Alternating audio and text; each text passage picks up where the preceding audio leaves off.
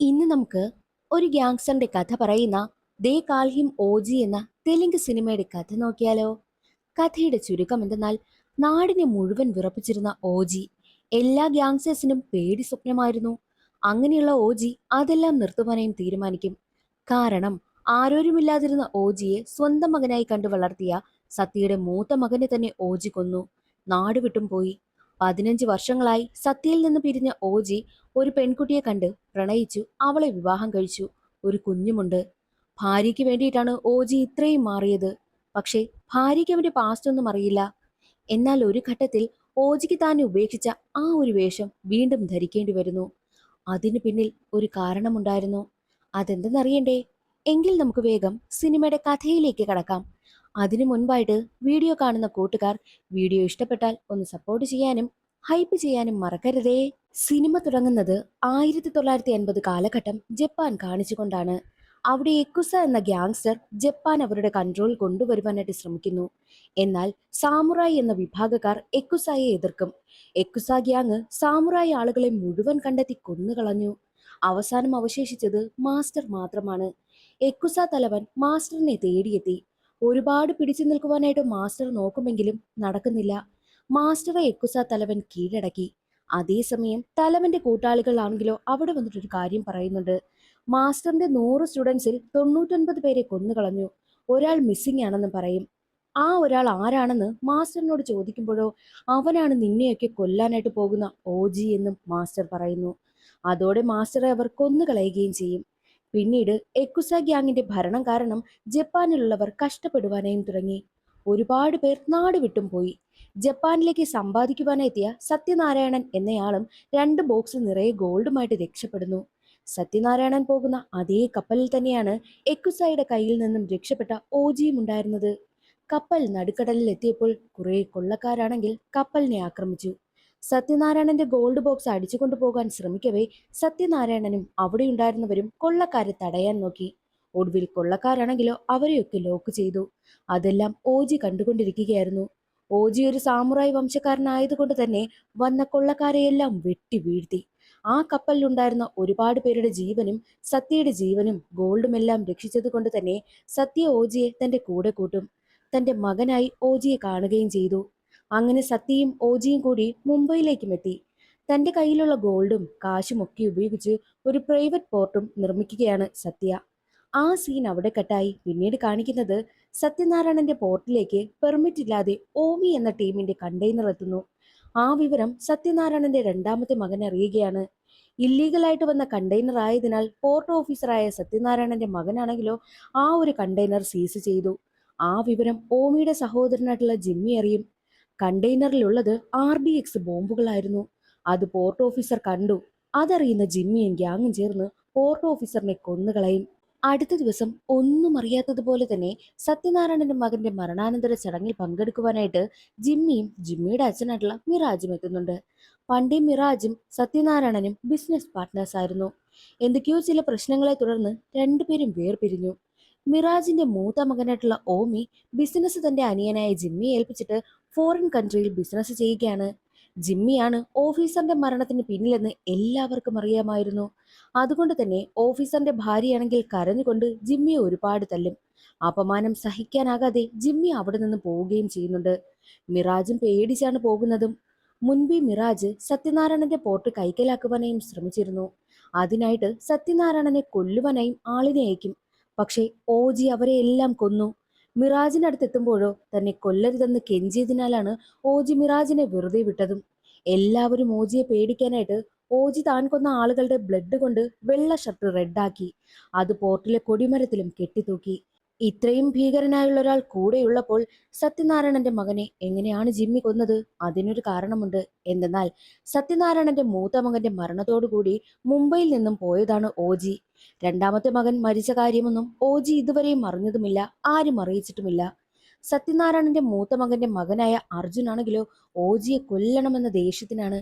അതിനെന്താണ് കാരണമെന്നാൽ, സത്യത്തിൽ അർജുന്റെ അച്ഛനെ കൊന്നത് ഓജിയാണ്. അതിനുശേഷം മുംബൈ വിട്ടു പോയിട്ട് ഓജി 15 വർഷമായി തിരികെ വന്നിട്ടേയില്ല. 15 വർഷമായി അർജുൻ ഓജിയെ കൊല്ലുവാനായിട്ടും കാത്തിരിക്കുകയാണ്. അതേസമയം ഓമിയുടെ കണ്ടെയ്നർ ആണെങ്കിലോ സത്യനാരായണൻ മറച്ചു വെച്ചിരിക്കുന്നതറിഞ്ഞ ഓമി പോർട്ടിൽ നിന്നും കണ്ടെയ്നർ കൊണ്ടുവരുവാനായിട്ട് പോലീസിനെ അയച്ചു. പോലീസ് എത്തി അന്വേഷിക്കവേ ഒടുവിൽ കണ്ടെയ്നർ കണ്ടെത്തും. പക്ഷേ കണ്ടെയ്നർ തുറന്നു നോക്കുമ്പോഴോ RDX അതിനുള്ളിൽ ഇല്ലായിരുന്നു. ആ വിവരമറിഞ്ഞ ഓമിക്ക് വല്ലാതെ ദേഷ്യം വരും. പോലീസുകാരാണെങ്കിൽ പോർട്ടിലുള്ളവരെ എല്ലാവരെയും അറസ്റ്റ് ചെയ്ത് കൊണ്ടുപോകുവാനായി നോക്കുമ്പോഴോ അവിടേക്ക് അർജുന്റെ അമ്മയായിട്ടുള്ള ഗീത വരികയാണ്. ഗീത തോക്ക് ചൂണ്ടി പോലീസുകാരെ വിരട്ടും. അതോടെ പോലീസുകാർ അവിടെ നിന്ന് പോവുകയും ചെയ്യുന്നു. സത്യയും കൂട്ടരും ഓമിയുടെ RDXുമായി മറ്റൊരു സ്ഥലത്തേക്ക് മുങ്ങി. ജിമ്മിയും കൂട്ടരും സത്യയെ പിടികൂടുവാനായിട്ട് പരക്കം പായുന്ന കാര്യം ജിമ്മിയുടെ ഡ്രൈവർ ആണെങ്കിലോ സത്യയും കൂട്ടരെയും അറിയിക്കുന്നുണ്ട്. ആ ഡ്രൈവർ ജിമ്മിയുടെ കൂടെ നിൽക്കുന്നുവെങ്കിലും സത്യയുടെ ആളാണ്. സത്യയുടെ കൂട്ടർക്കാണെങ്കിലോ തടയാൻ പറ്റുന്നതിലും വിധമായിരുന്നു ജിമ്മിയും കൂട്ടരും. സത്യയെ രക്ഷിക്കുവാനായിട്ട് ഇനി ഒരേ ഒരാൾക്കേ കഴിയൂ, ഓജിക്ക്. ഓജി ആദ്യം മധുരയിലായിരുന്നു.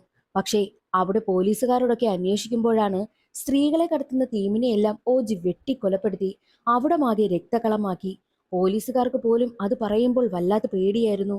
പിന്നീട് മധുരയിൽ നിന്നും പോയ ഓജി കൺമണി എന്ന പെൺകുട്ടിയെ കണ്ടു, പരിചയമായി, പ്രണയത്തിലായി. കൺമണി ഒരു ഡോക്ടറാണ്. കൺമണിയെയും അവൻ വിവാഹം കഴിച്ചു. ജാപ്പനീസ് വിദ്യകളൊക്കെ കുട്ടികൾക്ക് പഠിപ്പിച്ചു കൊടുത്ത് ജീവിക്കുകയാണിപ്പോൾ ഓജി. പക്ഷേ ഓജിക്ക് ഒരുപാട് ശത്രുക്കൾ ഉള്ളതിനാൽ ഇടയ്ക്കിടയ്ക്ക് പ്രശ്നങ്ങളൊക്കെ സംഭവിക്കുന്നു. ഓജിയാണെങ്കിലോ കൺമണിയെ കല്യാണം കഴിച്ചതോടുകൂടി നല്ലൊരു കുടുംബസ്ഥനായി ജീവിക്കുകയാണ്. എന്നാൽ പ്രശ്നങ്ങളൊക്കെ വരുന്നത് കൊണ്ട് തന്നെ കൺമണി ഓജിയും കൊണ്ട് മറ്റൊരു സ്ഥലത്തേക്ക് താമസം മാറും. മാത്രമല്ല കൺമണിയാണെങ്കിലോ പ്രഗ്നന്റുമാണ്. കുറച്ച് മാസങ്ങൾക്ക് ശേഷം കൺമണി ഒരു പെൺകുഞ്ഞിനും ജന്മം നൽകി. മുംബൈ വിട്ടു പോയതിനാൽ പിന്നെ ഓജിക്ക് സത്യയുമായി ഒരു കോണ്ടാക്റ്റുമേ ഇല്ല. ഇടയ്ക്കിടയ്ക്ക് സത്യയുടെ ഫോട്ടോയൊക്കെ ഓജി എടുത്ത് നോക്കുന്നത് കൺമണി കാണാറുണ്ട്. അതുകൊണ്ട് തന്നെ സത്യ ഓജിക്ക് അച്ഛന്റെ സ്ഥാനമാണെന്ന് കൺമണിക്ക് മനസ്സിലായി. അതുകൊണ്ട് വല്ലപ്പോഴും തന്നെ സത്യയ്ക്ക് ഈ കൺമണി ലെറ്റർ അയക്കാറുണ്ടായിരുന്നു. കൺമണിക്കാണെങ്കിലോ ഓജിയുടെ പാസ്റ്റ് ഒന്നും അങ്ങനെ അറിയത്തേയില്ല. ആ ലെറ്ററിലുള്ള അഡ്രസ്സ് മനസ്സിലാക്കിയ സത്യ കൺമണി വർക്ക് ചെയ്യുന്ന ഹോസ്പിറ്റലിലേക്ക് എത്തും. സത്യയ്ക്ക് ഇപ്പോൾ ഉണ്ടായിരിക്കുന്ന പ്രശ്നങ്ങൾ നേരിടാൻ ഓജിയെ കൊണ്ട് മാത്രമേ കഴിയൂ എന്ന് സത്യയ്ക്ക് അറിയാമായിരുന്നു. മറ്റൊരു വശത്ത് സത്യ മറച്ചു വെച്ചിരുന്ന ഓമിയുടെ ചരക്കുകളൊന്നും കണ്ടെത്തുവാനായിട്ട് ഓമിയുടെ ആളുകൾക്ക് കഴിഞ്ഞിരുന്നില്ല. അതുകൊണ്ട് ഓമി തന്നെ നേരിട്ട് മുംബൈയിലേക്ക് എത്തി. സത്യയുടെ ആളുകളെയൊക്കെ പിടിച്ചുകൊണ്ടുവന്ന് ഒരുപാട് ടോർച്ചർ ചെയ്യും. അവരൊന്നും സത്യം തുറന്നു പറയുന്നതുമില്ല. അതേസമയം സത്യ പോയ സ്ഥലം മനസ്സിലാക്കിയ ജിമ്മി സത്യയെ ഫോളോ ചെയ്തു പോകുന്നു. എന്നാൽ സത്യ ഹോസ്പിറ്റലിൽ എത്തുമ്പോഴോ സത്യയ്ക്ക് കൺമണിയെ അറിയത്തില്ലല്ലോ. പക്ഷേ കൺമണിക്ക് ആദ്യ കാഴ്ചയിൽ തന്നെ സത്യയെ മനസ്സിലായി. കാരണം ഓജി ഇടയ്ക്കിടയ്ക്ക് സത്യയുടെ ഫോട്ടോയൊക്കെ നോക്കുന്നത് കൺമണി കണ്ടിട്ടുണ്ട്. കൺമണി അക്കാര്യം ഓജിയെ വിളിച്ച് പറയും. എന്നാൽ ഓജിക്ക് സന്തോഷമല്ല ആയത്. എന്തോ പ്രശ്നമുണ്ടെന്ന് ഓജിക്ക് മനസ്സിലായി. അതേസമയം ജിമ്മിയുടെ ആളുകളാണെങ്കിലോ ഹോസ്പിറ്റലിലേക്കും എത്തി. സത്യയെ കൊല്ലുവാനായും ശ്രമിക്കും. സത്യയാണെങ്കിൽ രക്ഷപ്പെടുവാനായി ശ്രമിക്കവേ ജിമ്മിയാണെങ്കിലോ സത്യയെ വെടിവെക്കുവാനായും തുടങ്ങുമ്പോൾ കൺമണി അവിടെയുണ്ടായിരുന്ന ഒരു സിലിണ്ടർ എടുത്ത് ജിമ്മിയെ എറിയുന്നു. എന്നാൽ ഈ ജിമ്മി കൺമണിയെ ഷൂട്ട് ചെയ്യുന്നു. സത്യയും രക്ഷപ്പെട്ടു പോകുന്നു. ഹോസ്പിറ്റൽ ആകെ തകർന്നു. വിവരമറിഞ്ഞ് ഓജി എത്തിയപ്പോഴേക്കും മരിക്കാറായി കിടക്കുന്ന കൺമണിയാണ് കാണുന്നത്. അച്ഛനെ രക്ഷിക്കണം, നമ്മുടെ മകളെ നന്നായി നോക്കണമെന്നും പറഞ്ഞിട്ടാണ് കൺമണി മരണപ്പെട്ടതും. അത് ഓജിക്ക് സഹിക്കാനായില്ല. അവൻ ഉറക്കെ കരയും. അവിടെ നിന്ന് രക്ഷപ്പെടുന്ന സത്യയെ ഫോളോ ചെയ്യുന്ന ജിമ്മിയും കൂട്ടരും സത്യയെ പിടികൂടി. എന്നാൽ അവിടേക്ക് ഓജി എത്തുകയാണ്. ഓജി ജിമ്മിയുടെ കൂട്ടരെ എല്ലാം കൊന്നുകളഞ്ഞു. ഒടുവിൽ ജിമ്മിയെ പിടികൂടി. ജിമ്മിയെ ക്രൂരമായി തലവെട്ടി കൊലപ്പെടുത്തി. ജിമ്മിയുടെ ഡെഡ് ബോഡി ജിമ്മിയുടെ വീട്ടിലും കൊണ്ടുവന്നിടുകയാണ്. സത്യയുടെ മകന്റെ മരണത്തിന് എങ്ങനെയാണോ മിറാജ് പങ്കെടുക്കാൻ എത്തിയത്, അതുപോലെ തന്നെയാണ് ജിമ്മിയുടെ മരണത്തിനെത്തുന്നത് സത്യ. പക്ഷേ മിറാജും ഓമിയും പ്രശ്നമുണ്ടാക്കാതെ സൈലന്റ് ആയിട്ട് തന്നെ നിൽക്കും. ആർക്കു വേണ്ടിയിട്ടാണോ തന്റെ എല്ലാ ശീലങ്ങളും ഓജി ഉപേക്ഷിച്ചത്, ആ ആളിന്ന് ജീവനോടെയില്ല. കൺമണിയുടെ മരണശേഷം ഓജി വീണ്ടും പഴയ ട്രാക്കിലേക്ക് വന്നു. പഴയ ഗ്യാങ്സ്റ്ററായി മാറി. ഓമിയുടെ കൂട്ടാളികളെ ഓരോന്നോരോന്നായി കൊന്നൊടുക്കുവാനായും തുടങ്ങി. ആ വിവരം മറ്റൊരു ഗ്യാങ്സ്റ്ററായിട്ടുള്ള ഡേവിഡ് അറിയുന്നു. ഡേവിഡാണ് RDX ഓമിക്ക് കൈമാറിയതും. ഇതുവരെയും RDX കണ്ടെത്താനായില്ലേ എന്ന് ചോദിച്ച് ഡേവിഡ് ഓമിയെ ഒരുപാട് അപമാനിക്കുന്നു. എന്നാൽ നാളെ നിങ്ങളുടെ പിറന്നാളല്ലേ, ഞാനൊരു സർപ്രൈസ് നിങ്ങൾക്ക് തരുന്നുണ്ട് എന്ന് ഓമി പറയുന്നു. സർപ്രൈസ് എന്തെന്നാൽ RDX ഇരിക്കുന്നിടം ഓമി കണ്ടെത്തിയിരിക്കുന്നു. പോർട്ടിലെ റൂട്ട് മാപ്പ് കൈക്കലാക്കിയ ഓമി പോർട്ടിൽ ഒരു അണ്ടർഗ്രൗണ്ട് ഉണ്ട് എന്ന് മനസ്സിലാക്കി. അവിടെയായിരിക്കാം RDX ഉള്ളതെന്ന് മനസ്സിലാക്കിയ ഓമി അത് കണ്ടെത്തുവാനായും പോകും. എന്നാൽ ഓജി ചെയ്യുന്നതോ ഓമിക്ക് എങ്ങനെ RDX കിട്ടി, എത്രമാത്രം ഉണ്ട് എന്നൊക്കെ കണ്ടെത്തുകയാണ്.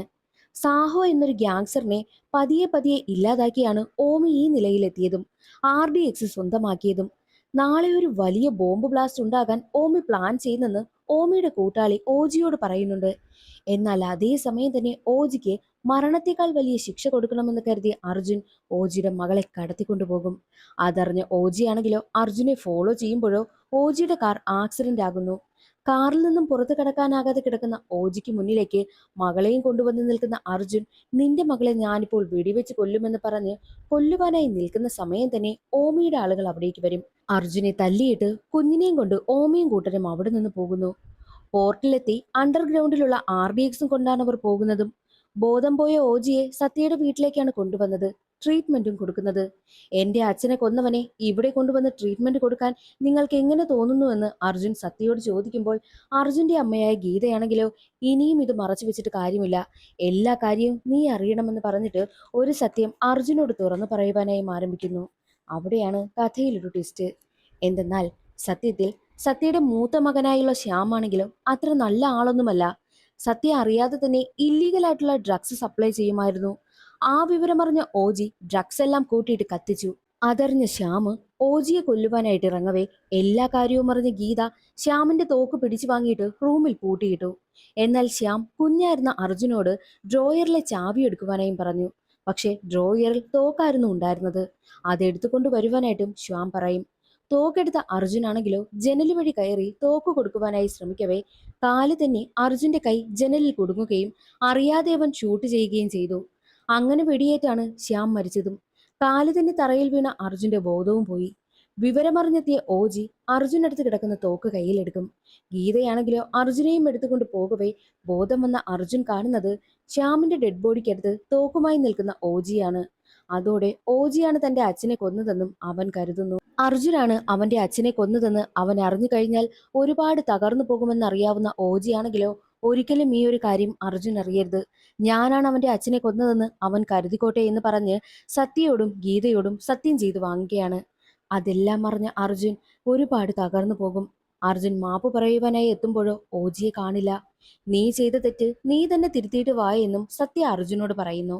മറ്റൊരു വശത്ത് സിനിമയുടെ സ്റ്റാർട്ടിങ്ങിൽ കാണിച്ച എക്കുസ തലവനില്ലേ, എക്കുസ തലവനാണെങ്കിലോ ഡേവിഡിനെ കാണുവാനായും എത്തിയിരിക്കുകയാണ്. നമുക്ക് ഒരുമിച്ച് നിന്ന് ഓജിയെ കൊല്ലാമെന്ന് എക്കുസ തലവൻ പറയുമ്പോൾ ഡേവിഡ് ആണെങ്കിലോ ഓജിയെ ഒരു എതിരാളിയായിട്ട് പോലും കണ്ടിട്ടില്ല എന്നാണ് പറയുന്നത്. എന്നാൽ എക്കുസ തലവൻ ഓജിയെ പറ്റി ഒരുപാട് കാര്യങ്ങൾ പറയും. ഓവർ ബിൽഡപ്പ് ഒന്നും വേണ്ട, അവന്റെ കാര്യം ഞാൻ നോക്കിക്കൊള്ളാമെന്നും ഡേവിഡ് പറയുന്നുണ്ട്.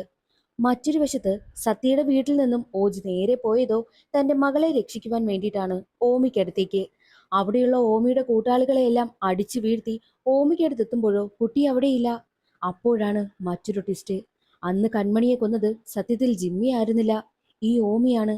ജിമ്മിക്കൊപ്പം വന്ന് ഓമിയും ഉണ്ടായിരുന്നു. കൺമണിയെ തല്ലുമ്പോഴോ എന്റെ ഭർത്താവ് നിന്നെയൊക്കെ ഒരിക്കൽ തേടി വരുമെന്ന് അവൾ പറയവേ ഓജിയുടെ ഭാര്യയാണ് കൺമണി എന്ന് മനസ്സിലാക്കിയാണ് ഓമി അവളെ കൊന്നുകളഞ്ഞതും. സത്യമെല്ലാം പറഞ്ഞ ഓജിക്കാണെങ്കിലോ എന്ത് ചെയ്യണമെന്നറിയില്ല. മാത്രവുമല്ല കുഞ്ഞിനെ കൊന്നു കളയുവാനായിട്ടും ഓമി വാക്കി ടോക്കി വഴി ആരോടോ പറയുന്നുണ്ടായിരുന്നു. അപ്പോഴാണ് ഒരു വെടിയൊച്ച കേൾക്കുന്നതും. അവിടെ വന്നത് അർജുനായിരുന്നു. കുഞ്ഞിനെ കൊല്ലാൻ നോക്കിയവരെയെല്ലാം കൊന്ന അർജുൻ കുഞ്ഞിനെ രക്ഷിച്ചു. അതറിഞ്ഞ ഓജിക്ക് വീണ്ടും എനർജി വരും. എന്നാൽ ഓജിയെ ഞെട്ടിക്കുന്ന മറ്റൊരു കാര്യം കൂടി ഓമി പറയും. മുംബൈയിൽ 9 സ്ഥലങ്ങളിൽ ബോംബ് വെച്ചിട്ടുണ്ട്, ഞാൻ 10 എണ്ണുന്നതിനകം പൊട്ടുമെന്നും പറയും. അപ്പോഴേക്കും മിറാജും സത്യയെ കാണുവാനായും വിളിച്ചിരുന്നു. ഇനി മുതൽ മുംബൈ ഞങ്ങളുടെ കൺട്രോളിലാണെന്ന് മിറാജും പറഞ്ഞ് പൊട്ടിച്ചിരിക്കും. 10 എണ്ണുന്നതിനകം നിനക്കിപ്പോൾ ഒരു കാര്യം കാണാമെന്നും സത്യയോട് മിറാജ് പറയുന്നുണ്ട്.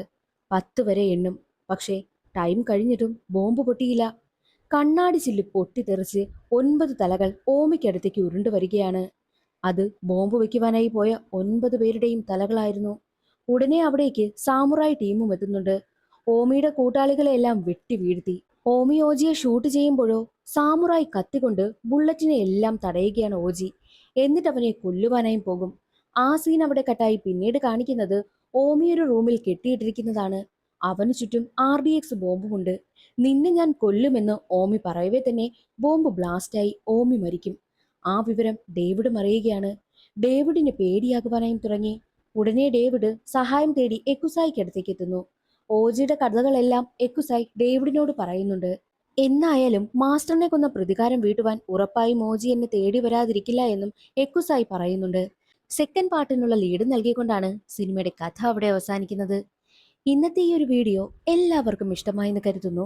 ഇഷ്ടമായാൽ ഒന്ന് ലൈക്ക് ചെയ്ത് സപ്പോർട്ട് ചെയ്യാനും ചാനൽ ഇഷ്ടമായാൽ സബ്സ്ക്രൈബ് ചെയ്യാനും മറക്കരുതേ. അടുത്തൊരു സിനിമയുടെ കഥയിൽ കാണാം. അതുവരെ എല്ലാ കൂട്ടുകാർക്കും ബൈ.